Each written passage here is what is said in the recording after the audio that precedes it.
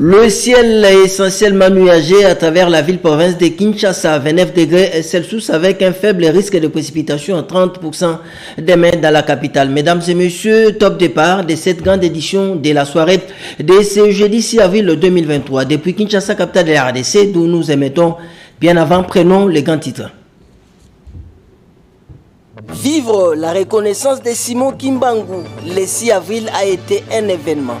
La personnalité a été réhabilitée à sa juste valeur selon les kimbanguistes. Kalemi, la pluie a emporté de nombreuses maisons d'habitation et a occasionné des dégâts matériels importants. Dieu merci, il n'y a pas eu de pertes en vues humaines.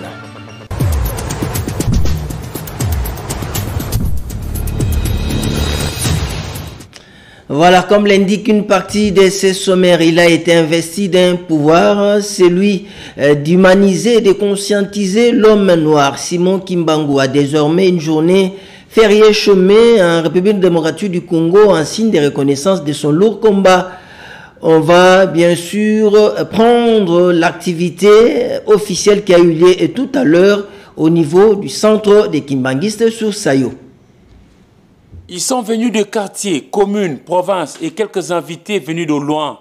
Tous ont fait jonction à Kinshasa, capitale de la RDC, pour vivre des visus, la commémoration de la toute première journée dédiée au célèbre Simon Kimbangu, qui en son temps avait bravé les colons belges pour éveiller la conscience du noir. Nous sommes venus rendre grâce à Dieu pour ce qu'il a fait à travers l'ordonnance du président de la République qui a institué le 6 avril journée fériée et chômée à travers toute la République. Et ce que fait le président de la République, c'est une démarche rationnelle, c'est une démarche cohérente. Comme dans une cérémonie officielle, il a été rappelé que Simon Kimbangu a bataillé dur, non pas seulement pour les natifs du Congo belge d'antan, mais pour toute la race noire. Nous sommes également unis dans l'effort pour l'indépendance. Si nous sommes unis par l'essor, je ne sais pas, c'est un hasard et c'est Dieu qui a voulu ça, mais il a utilisé les colonisateurs pour cela. Mais nous sommes unis dans l'effort pour l'indépendance. Ça, c'est une volonté délibérée des Congolais pour se soustraire de ce système avilissant et rétrograde qu'est la colonisation. Mais nous tous, nous n'avions pas fait le même effort. Au nombre de journées chômées et payées, il faudra désormais compter avec le 6 avril qui a réussi à mettre côte à côte les kimbanguistes qui, au cours de leur évolution, ont vu leur chemin se séparer. Cette journée exaltante pour les kimbanguistes a prouvé qu'ils peuvent à nouveau se remettre ensemble car lui-même Simon Kimbangu a prêché l'unité. Ici est de rappeler qu'en date du 3 mars de l'année en cours, par voie d'ordonnance présidentielle, la journée du 6 avril a été décrétée chômée payée en guise bien sûr la reconnaissance du combat de Simon Kimbangu de la conscience africaine. Quelle a été la réaction des kimbanguistes après la proclamation de cette date? Élément de réponse avec Hervé Landringoy. La journée du combat de Simon Kimbangu et de la conscience africaine est l'accomplissement de la prophétie. Révélation faite ces jours par le fervent kimbanguiste rencontré au centre d'accueil. Tout a déjà été prophétisé par lui-même, Papa Simon Kimbangu. Et aujourd'hui, nous n'avons qu'à remercier le président de la République pour avoir concrétisé cette prophétie-là. Donc, ça fait maintenant 1 siècle et 2 ans que l'église kimbanguiste n'a pas été reconnue. En fait, les débits du combat de Papa Simon Kimbangu n'ont pas été reconnus nulle part sur cette planète Terre. Les représentants provinciaux des kimbanguistes, les révérends sur Benz, Choualengue, félicitent le chef de l'État pour ses gestes patriotiques de reconnaître les combats de Simon Kimbangu. Pour Israël, avril, c'est le premier mois de l'année. Selon Exode chapitre 12, verset 1 suivant et chapitre 13, verset 4. Donc la sortie d'Israël de l'Égypte, de l'esclavage, c'était au mois d'avril. Et aujourd'hui, nous sommes au mois d'avril. Juste le chef de l'État a promulgué l'ordonnance proclamant Papa Simon Kimbangu son combat le 6 avril, journée chômée payée. En effet, le chef de l'État avait promis aux kimbanguistes il y a de cela quelques mois d'honorer les combats de Simon Kimbangu et cela vient d'être concrétisé. Toujours dans le même chapitre, ici à la rédaction, notre équipe de reportage composée de Patim Bouzi et d'Eric Izami a promené son micro à travers la capitale pour interroger cette fois-ci les non-kimbanguistes par rapport à la concrétisation de cette promesse faite par les chefs de l'État lors du 6 avril 2021, lors du centenaire de l'église kimbanguiste à la cité sainte de Nkamba dans la province du Congo central. Désormais, le 6 avril sera un jour chômé et payé en RDC. 2023 sonne la première commémoration. Cela concerne les Congolais, non kimbanguistes également. Comment est-ce qu'ils ont accueilli cette décision déjà en vigueur? Aujourd'hui, je suis vraiment heureux, je suis satisfait pour cette journée. Parce que vous savez, aujourd'hui, c'est une journée décrétée, payée et chômée pour le prophète Simon Kimbangu. Le prophète Simon Kimbangu, il a fait une lutte extraordinaire. Et pour l'avenir aussi. Et pour nous, les Congolais, et particulièrement nous, les Africains. Dans les rues de Kinshasa, les Congolais saluent cette reconnaissance. Papa Nabiso ya Nabiso ndeko Nabiso Fachi Béton appliqué Ezanakati à Congo. Et comment pratiquer? Notre frère, notre aîné, notre papa, Fachi Béton, a vraiment exaucé ma prière. Depuis toujours, j'avais voulu que l'on puisse honorer cet homme, Simon Kimbangu. Et je note que Fachi, c'est vraiment lui-même Simon Kimbangu qui est en lui. D'autres Congolais estiment que cette décision élève également les Congolais valeureux par leur apport, mais sans citer leur nom nommément. Catholique, né, naissance, grandi dans l'église catholique, puis famille catholique. Mais, dans le journal, parce que... Moi, je suis né, j'ai grandi dans une famille catholique. Chez nous, on célèbre Paul, Georges, Henri, etc. Mais pourquoi ne pas parler de notre propre frère Simon Kimbangu? Parce qu'il a milité pour le Congo et l'Afrique en général. Simon Kimbangu a été intraitable vis-à-vis du colon belge. Il a beaucoup œuvré pour le veille de la conscience du Congolais au moment où celui-ci avait été considéré comme étant un sous-homme. Son histoire mérite d'être racontée. Il est né le 12 octobre 1987 en Kamba, dans la province du Congo central, et décédé le 12 octobre de 1951 à Elisabeth, aujourd'hui Lubumbashi, dans la province du Haut-Katanga. Simon Kimbangu a été prédicateur entre 1920 et 1921 et il a été appelé par ses fidèles comme envoyé spirituel. On va les découvrir au travers de ses portraits, lui bossé par Hervé Lantengoy.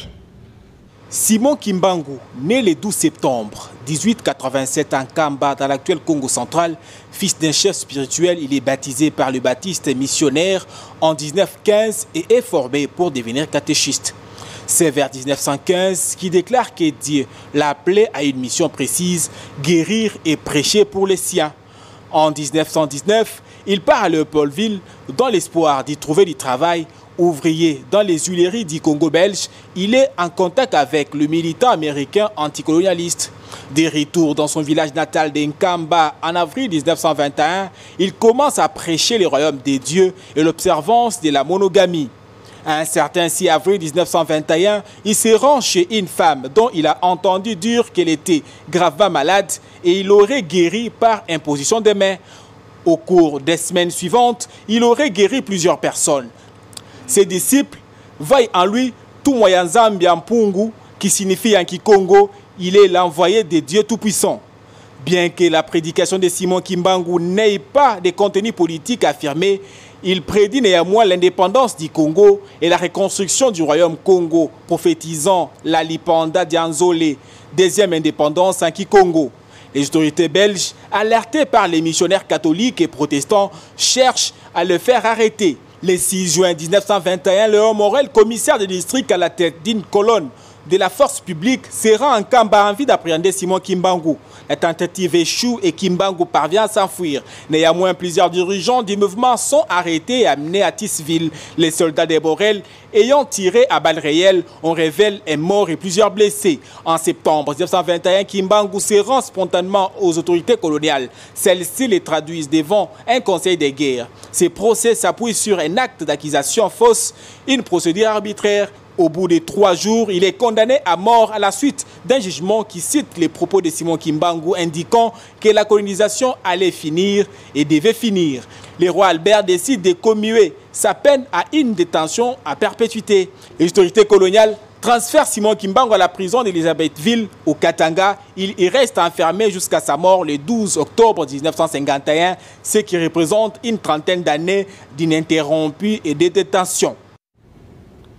On va clôturer ce long chapitre célébration du combat de Simon Kimbangu et la conscience africaine en date du 6 avril de l'année en cours par la manifestation officielle. Il a représenté le président de la République au nom du gouvernement de la République. Lui, c'est le ministre des Droits humains, Albert Patrice Pouela, qui revient après, bien sûr, ces cultes organisés à la commémoration, bien sûr, la date du 6 avril pour Simon Kimbangu. Représenter le gouvernement congolais. Qu'est-ce que, après tout ce que vous venez de voir, qu'est-ce que les Congolais, de tout le monde ou de toutes parts, peuvent écouter de votre vie? De retenir. Oui. Merci beaucoup. Les jours se suivent, mais ne se ressemblent pas. Les 6 avril se suivent, mais ne se ressemblent pas.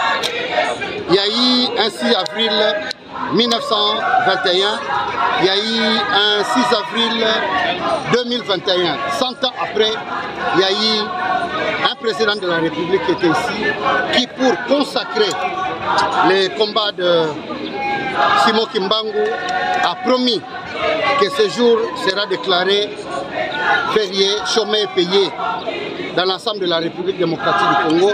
Il est parti, plusieurs ont pensé qu'il avait oublié. Comme de mauvaises langues pensent qu'il n'est bon que pour des promesses. Et aujourd'hui, cela est une effectivité par la signature de l'ordonnance numéro 23/042 du 30 mars 2023. C'est très significatif, non seulement pour les Kimbanguistes ou pour les filles et fils de notre province, mais pour l'ensemble des Congolais et des Africains. Parce que le combat de Simon Kimbangu n'a pas concerné que les habitants d'Intimansi ou les habitants de Mbanzangungu ou de la province du Congo central, mais l'ensemble des Africains.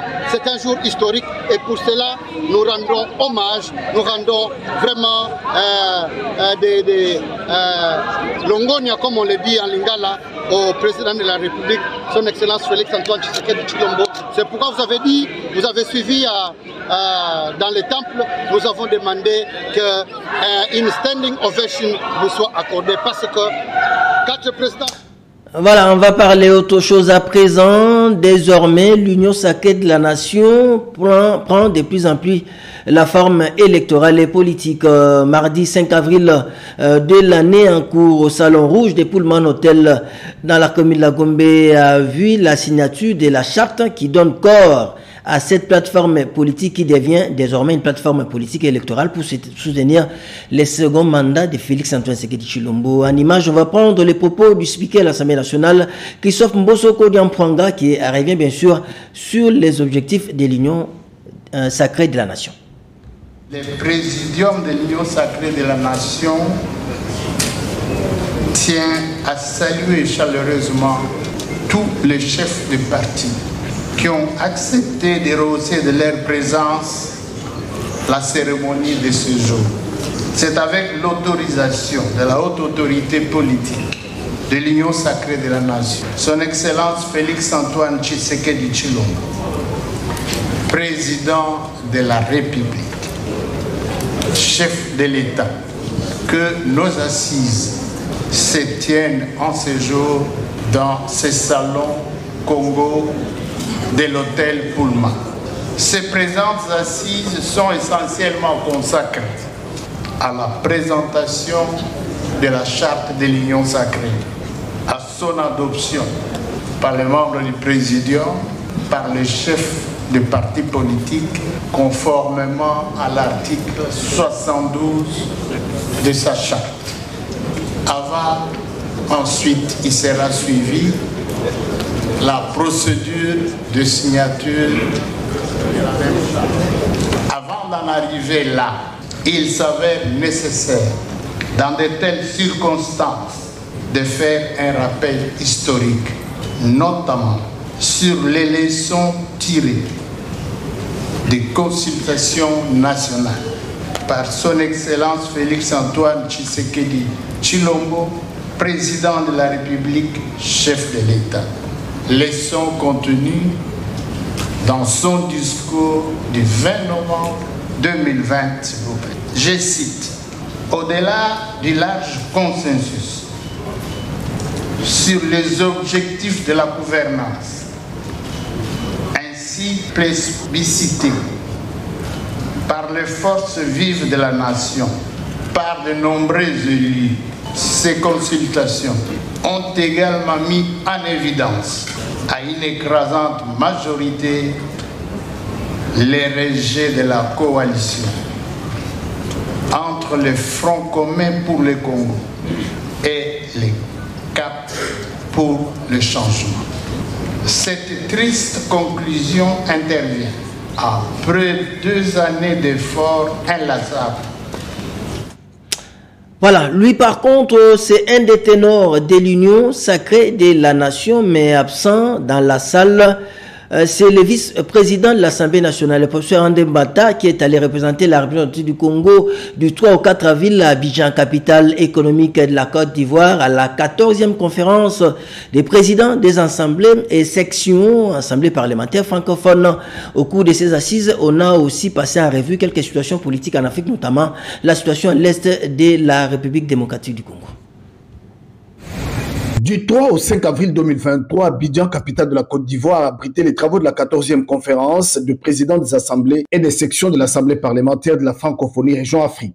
La RDC était bel et bien présente à ces forums internationaux par les biais du premier vice-président de l'Assemblée nationale, le professeur André Mbata Betoukoumé Soumango. Pendant 2 jours, les participants ont débattu plusieurs questions sur la situation politique et sociale dans le pays francophone d'Afrique et les crises politiques en République démocratique du Congo, le Mali, le Burkina Faso et le Tchad. À la clôture, alors que le premier vice-président de l'Assemblée nationale, le professeur André Mbata Betoukoumé Soumango, présentait du haut de la tribune la situation sécuritaire à l'est de la République démocratique du Congo en rappelant le présidium qu'il avait décidé au Maroc l'envoi d'une mission d'enquête en République démocratique du Congo. L'assistance a été surprise de l'intervention rwandaise non prévue dans le programme. La réaction du premier vice-président de l'Assemblée nationale et les constitutionnalistes André Mbata Betoukoumé Sou n'a pas tardé. C'est toujours la même argumentation.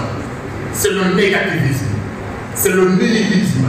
On connaît la stratégie, ça a joué pendant quelques temps. C'est stop, ça ne se jouera plus. Si nous vous avons pas donné le recette qu'il a donné à la RDC, ce n'est pas notre faute. On aura besoin de m'arrêter, je ne peux pas suivre, sinon c'est récrédibiliser l'intervention de tout à l'heure, qui n'avait pas de place dans notre conférence. J'ai dit que la RDC a besoin de la solidarité du monde francophone. Le monde francophone ne peut pas se faire sans la RDC, le pays, le plus grand pays francophone. Avec son verbe oratoire qu'on lui reconnaît, André Mbata Betoukoumé Sou a balayé du revers de la main les accusations de Kigali sur le dossier FDLR. Un face-à-face tendu qui a permis à l'assistance de comprendre les vraies raisons de l'intervention rwandaise en République démocratique du Congo. Halte à l'intox, déclare le premier vice-président de l'Assemblée nationale, et le temps du mensonge est révolu. Finalement, après ces face-à-face, le communiqué final sanctionnant la fin des travaux a été lu et le rendez-vous pour la 15e conférence est fixé au mois de mai au Niger. Un retour à Kinshasa, nous allons prendre la direction de l'avenue des 3Z. C'est la primature, le ministre concerné par les comités de conjoncture économique du gouvernement ont été invités dans une réunion de travail par le chef de l'exécutif national Jean-Michel Sama Lukonde et Kienge. Cette réunion s'est soldée sur une note d'espérance pour le peuple congolais. C'est ce que nous dit Eric Izami. Malgré les moments difficiles, l'espoir est permis. Cette déclaration est signée par le vice-premier ministre, ministre en charge de l'économie nationale, Vital Kamerhe, au sortir d'une réunion, le comité de conjoncture économique présidé mercredi 5 avril 2023 par le premier ministre Jean-Michel Sama Lukonde. Et la calmie relative, que ce soit au niveau du marché d'échange, et des biens et services. Mais c'est que le premier ministre voudrait voir que tous ces efforts finalement qui ont été faits et qui sont traduits en termes d'indicateurs macroéconomiques se traduisent réellement en baisse des prix sur le marché des biens et des services. Nous avons aussi abordé la problématique du secteur minier. Les recettes certes sont en hausse, nous l'avons constaté aujourd'hui à la suite du rapport qui a été fait par Madame la ministre des Mines, mais nous allons encore les augmenter davantage en respectant bien sûr nos obligations contractuelles. Mais l'option qui est levée aussi, c'est la diversification de l'économie. Nous ne voulons plus être dépendants totalement des mines. Donc, ça a été une bonne réunion et l'espoir est permis malgré le moment difficile. Nous nous sommes aussi félicités de voir que la République démocratique du Congo, le gouvernement, malgré les chocs pétroliers dus à la guerre en Ukraine, il n'y a pas eu de station qu'on a brûlée ici chez nous. Déjà. On va prendre la direction de la province de Tanganyika dans son chef-lieu Kalemie en prenant la main de notre permanent sur place. Moma Fataki qui nous signale que la ville de Kalemie a connu une forte pluie accompagnée d'un ouragan qui a occasionné beaucoup de dégâts matériels. La tour de contrôle de l'aéroport national de Kalemie ainsi que les maisons fabriquées de la garde républicaine emportées par ces vents violents. Explication dans ces reportages. La pluie qui s'est abattue ce jeudi matin dans la ville de Kalemie, accompagnée des vents violents, a laissé plusieurs dégâts derrière elle. Non seulement matériels, où toutes les maisons préfabriquées ont été emportées par cet ouragan, mais aussi le parc météo de la RVA qui a été également endommagé. Pour lutter contre les retombées fâcheuses suite au manque de parcs de météo, le directeur provincial de régie des voies aériennes du Tanganyika a demandé au numéro 1 de la province de s'investir pleinement dans ce dossier afin que la solution soit vite trouvée. Il faut également signaler qu'au moins 6 personnes ont été grièvement blessées à l'aéroport national de Kainda, dans la concession occupée jadis par la base de la MONUSCO, aujourd'hui par la garde républicaine, qui ont été dépêchées urgence au centre médical Sukibé pour y suivre les soins appropriés. Informé de ce drame et à l'écoute des désidérateurs de ses administrés, sous cette pluie battante, le gouverneur Julien Ngongo Mayuma a dépêché son ministre de l'Intérieur, qu'accompagné du maire de la ville de Kalemie, David Moukebambombo, et le commissaire général en charge des affaires sociales, question de palper du doigt la réalité sur terrain. Il faut noter bien qu'actuellement, la pluie de cette année tourne au ralenti, mais cela n'épargne pas la population de Kalemie et du Tanganyika en général de dégâts, car le mois d'avril est le plus dangereux pour la saison des pluies dans cette zone. Voilà, nous allons rester en province, cette fois-ci pour prendre la direction de la ville volcanique de Goma, du Nord Kivu, avec cette information que nous livre notre permanent sur place Germain Chikourou. C'est un habitant répondant au nom de Dieudonné Bagenda, âgé de 20 ans, qui vient d'être tué, une balle dans la tête au centre d'inspection et d'enrôlement des électeurs de Biaï. C'est jeudi 6 avril. Aux environs de 13h dans le quartier Boujovi, en ville de Goma, chef de la province du Nord Kivu. Selon l'événement sur place, le confié est parti d'un montant de compromis entre la victime et son bourreau, un policier commis à la garde de ces centres. Voilà, l'église catholique célèbre le Triduum pascal. C'est jeudi 6 avril 2023 par l'institution de l'Eucharistie communément appelée Jeudi Saint ici à la rédaction. Notre permanent, notre spécialiste maison Paul Zokawa est allé interroger l'abbé Pérenne Moussimou qui est le curé de la paroisse Résurrection de la commune de Lemba qui explique l'essence de cette célébration. Triduum pascal, 3 jours de Pâques. Pourquoi 3 jours? Parce que la Pâque, c'est le même mystère qui célèbre à la fois la passion, la mort et la résurrection de Jésus. À l'époque antique, ces événements étaient célébrés en un seul jour. Mais avec la réforme liturgique que l'Église a connue, l'Église a préféré célébrer progressivement ces 3 mystères en 3 jours, d'où Triduum pascal. Les jeudis saints, l'Église célèbre les derniers repas que Jésus a eu avec ses disciples. Et dans cette célébration, l'Église met l'accent sur l'Eucharistie, l'institution de l'Eucharistie. Mais pour que le Christ institue l'Eucharistie, il a par le fait même institué ceux à qui il a donné la mission de continuer à célébrer cette Eucharistie. Faites ceci en mémoire de moi, c'est-à-dire les prêtres. Voilà pourquoi les jeudis saints, nous célébrons l'institution de l'Eucharistie et l'institution du sacrement de l'ordre, l'institution du sacerdoce, mais aussi la loi de l'amour. Le vendredi saint, Deuxième jour du Triduum pascal, nous célébrons la passion et la mort du Christ. C'est le jour où l'Église concentre sa méditation sur le mystère de Dieu qui accepte de mourir.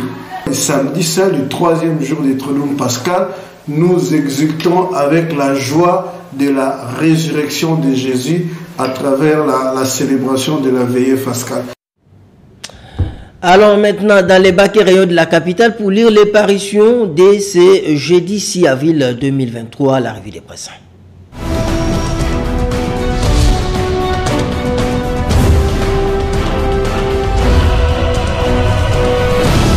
À l'entame de la revue de presse de ce jeudi 6 avril 2023, nous allons prendre ces titres.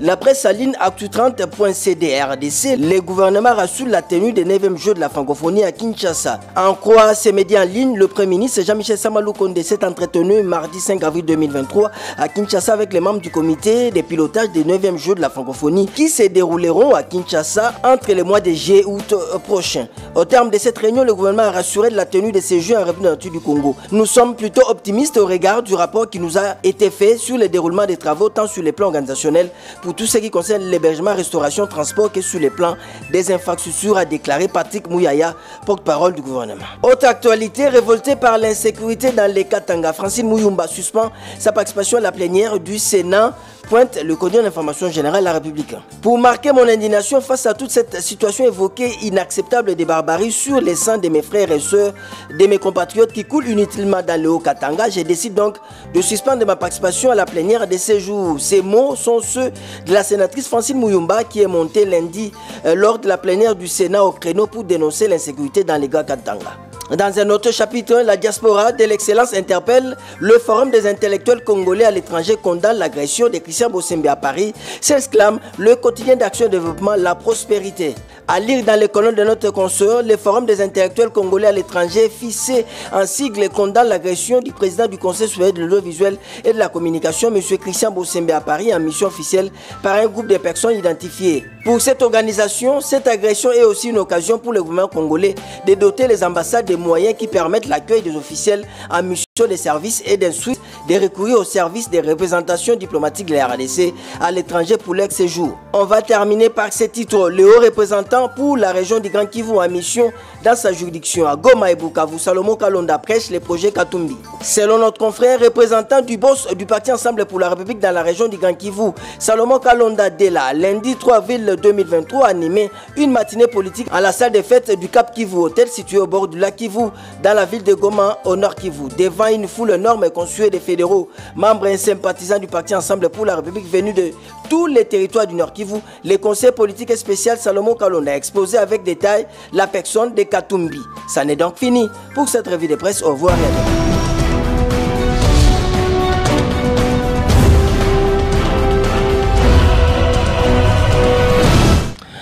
Voilà, fin de cette grande édition de ce jeudi 6 avril 2023. Nous allons prendre le rappel des titres.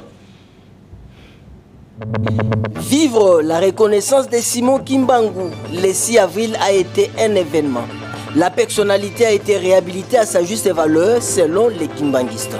Kalemi, la pluie a emporté de nombreuses maisons d'habitation et a occasionné des dégâts matériels importants. Dieu merci, il n'y a pas eu de pertes en vies humaines.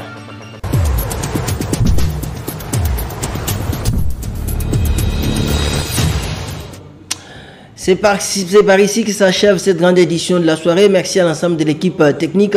L'actualité reste en continu sur nos antennes. Demain 7h30, retrouvez Hervé Landringoy pour vous informer. 16h, les Lingala avec Sylvain Kapombo Sengele à 19h. Je serai là fidèlement et loyalement au poste pour vous donner de la matière informative. Au revoir et à demain.